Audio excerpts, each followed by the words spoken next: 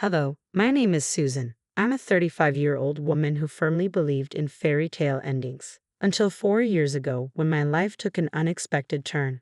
That's when I met Justin, who would eventually become my husband. What began as a romantic story filled with love and trust gradually morphed into a tale of betrayal within the confines of what seemed like a perfect marriage. Our first encounter happened on a typical Tuesday morning at the corner cafe. I was engrossed in a Scott Turow legal thriller, captivated by the plot's twists, when Justin walked in. His presence was striking, confident yet approachable, with a warm smile that felt genuinely inviting. "Is that Gish's latest?" he asked, nodding at my book with an interest that caught me off guard. "Yes, I just started it." "He never disappoints," I replied, pleasantly surprised by how easily our conversation flowed. Over the following weeks, Justin and I discovered our shared passions for music, especially classic jazz, and our love for exploring quaint bookstores scattered throughout the city. He was charming, respectful, and always attentive, making every meeting feel like a reunion with a long-lost friend. One evening, as we strolled by the river, Justin's expression grew earnest. "Susan, I've never felt like this before. I think I'm falling for you," he confessed under the soft glow of the street lamps. His words ignited a rush of warmth within me, and I admitted, "I feel the same, Justin. You're unlike anyone I've ever met." 7 months flew by, and our bond deepened. During the cozy dinner at my apartment, Justin proposed, and without hesitation, I accepted. I loved him deeply and was optimistic about our future together.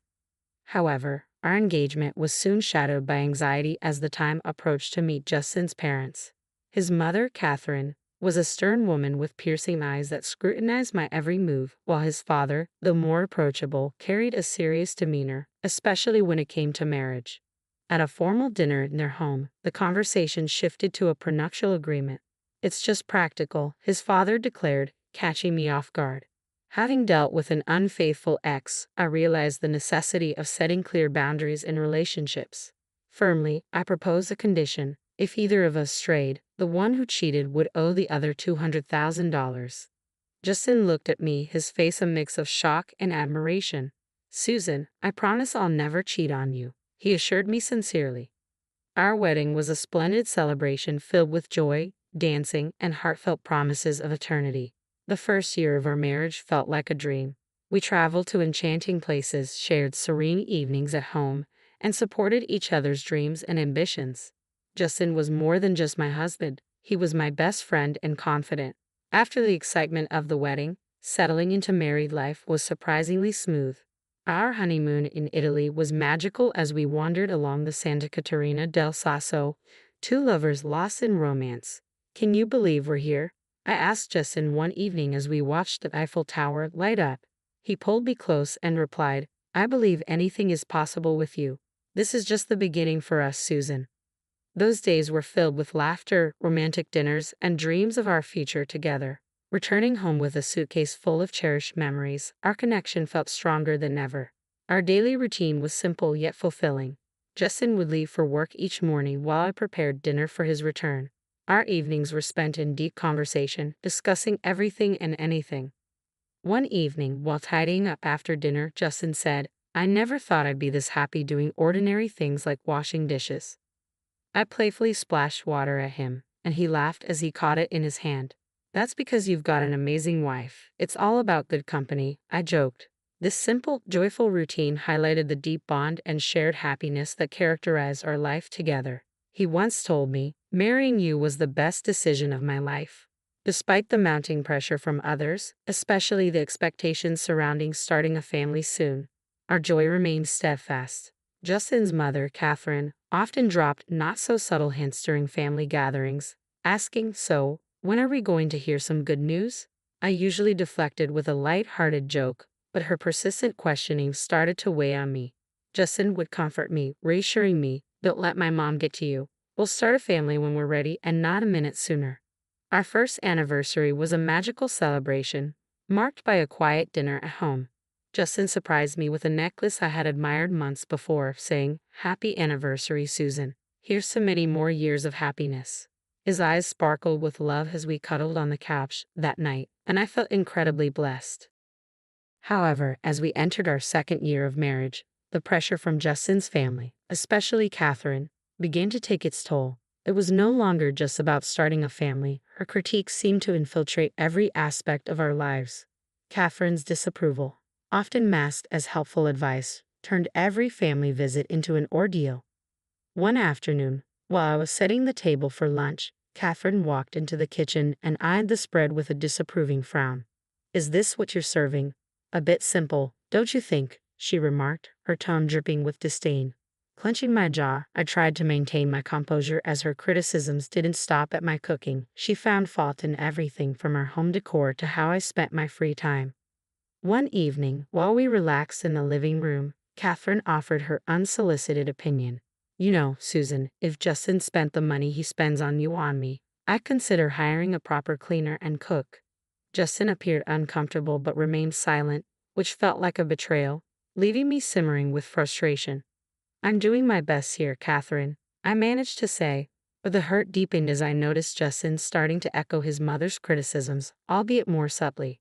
After one of Catherine's visits, he casually suggested, "Mom might have a point about the house. Maybe we should consider getting some help."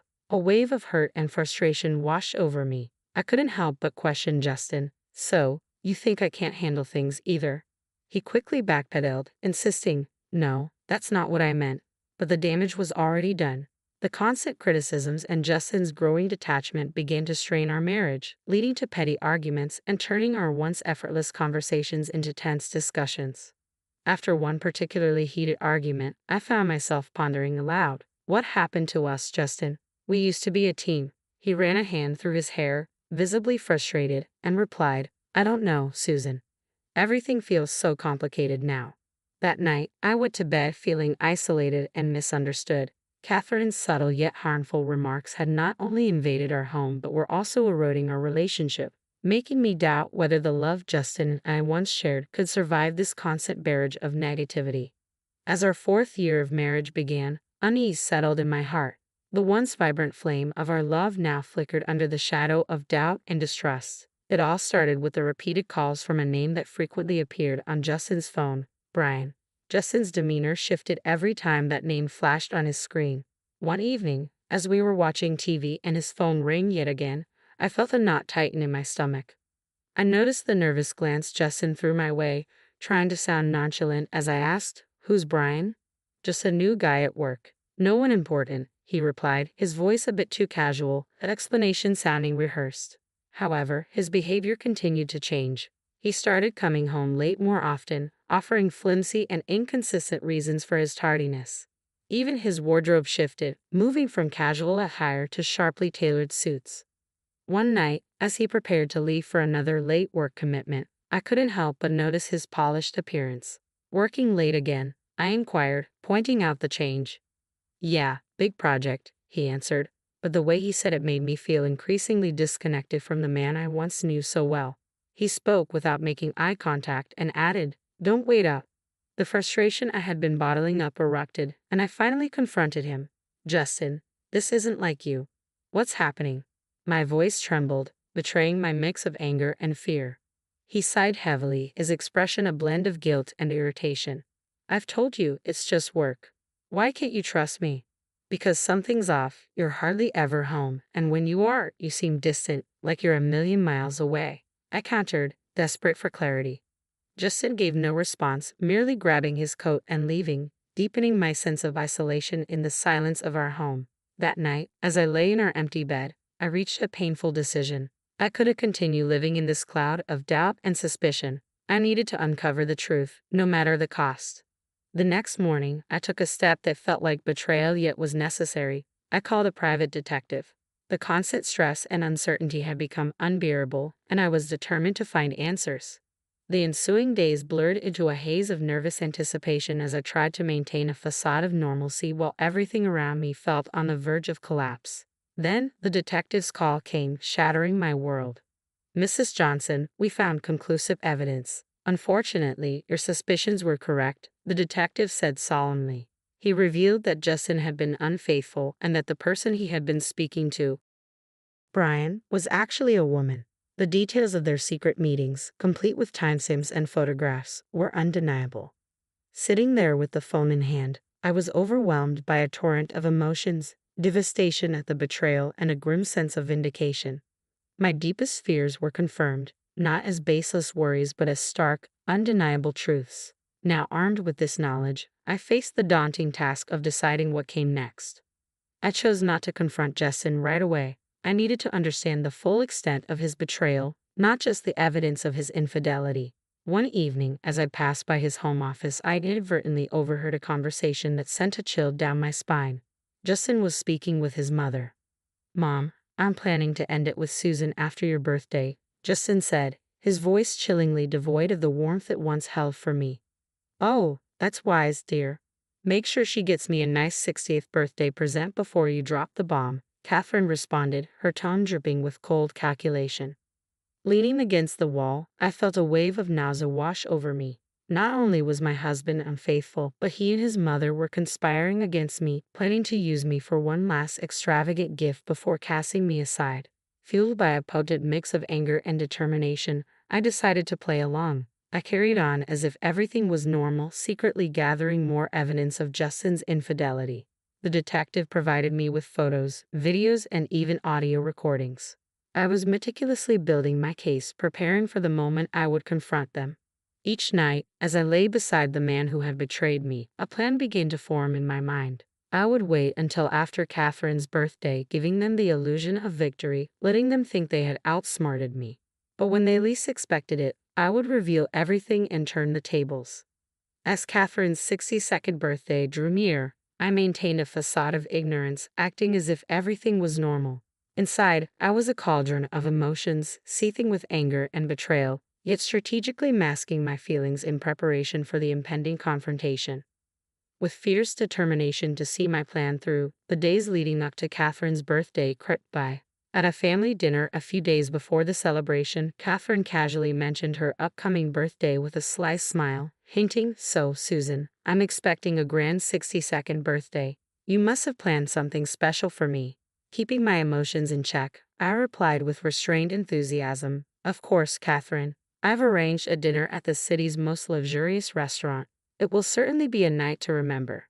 Her eyes sparkled with glee, oblivious to the trap I was setting. "How wonderful. It's just a small family gathering, right?" she inquired. "Yes, very intimate and exclusive. Just for close family," I confirmed, my words tinged with veiled irony. Later that night, Justin approached me, a hint of suspicion in his voice. "That's quite a generous plan for Mom's birthday. Are you sure about this?" I faced him, maintaining my composure. "It's a significant birthday, and I want to do something special for her." Justin seemed satisfied, though I could sense he was puzzled by my eagerness to indulge his mother. As the day of the dinner drew near, I handled the final arrangements with meticulous care, confirming the booking under Catherine's name, double-checking the guest list, and ensuring everything was perfectly in place for the grand evening. I played the role of the dutiful wife and daughter-in-law, all while preparing for the moment that would change everything. I masked my true intentions behind a facade, ready to expose the betrayal and deceit that had eroded our marriage. The night before the dinner, as I lay in bed, a twisted sense of satisfaction enveloped me. I was mere hours away from turning the tables on Justin and Catherine, prepared to unveil everything in a dramatic climax that would shake the very foundations of our relationship. They believed they were exploiting me for one last advantage before casting me aside, unaware that I was the one in control of this game. The evening of Catherine's 62nd birthday unfolded at a luxurious restaurant, every detail meticulously orchestrated to reflect the opulence of the occasion. While Catherine reveled in the extravagance, I maintained the role of the gracious daughter-in-law, my practiced smile concealing the storm brewing within. As the dinner drew to a close, the waiter presented the bill, an eye-popping $6,800. With a composed demeanor, I reached for my card, my heart racing. After I swiped it, I glanced around the table, catching Catherine's self-satisfied smirk and Justin's uneasy gaze. "Thank you for such a wonderful evening, Susan. This is truly generous," Catherine remarked, her voice laced with feigned gratitude. Seizing the moment, Justin leaned in, his tone final. "By the way, Susan, I want a divorce." His words hit me like a physical blow, but I refused to show any sign of hurt.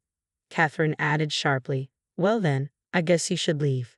This is a family gathering, after all." Without a word, I stood, maintaining my dignity amidst the internal chaos, and walked out of the restaurant. As soon as I was out of sight, I swiftly canceled the payment on my phone and blocked the shared bank account, ensuring that Justin couldn't cover the costs either.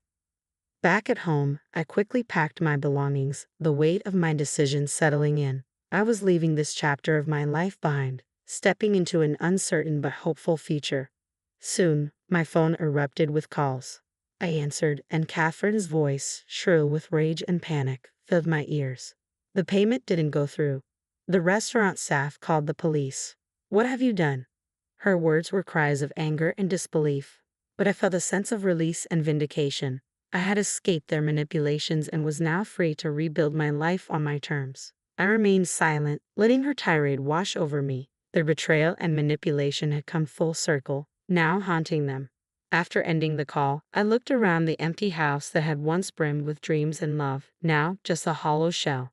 Taking a deep breath, I stepped out the door and didn't look back. Their desperate pleas for help continued, but I no longer felt obliged to answer. I had firmly closed that chapter of my life. In the end, they paid the price. Justin had to borrow money from his parents to cover the bill. Where the money came from didn't concern me. It was a small compensation for their betrayal. More importantly, it represented closure. Sitting in the lawyer's office, signing the last of the divorce papers, I felt a wave of peace wash over me. The journey had been fraught with betrayal and heartache, but I had emerged stronger and more resilient.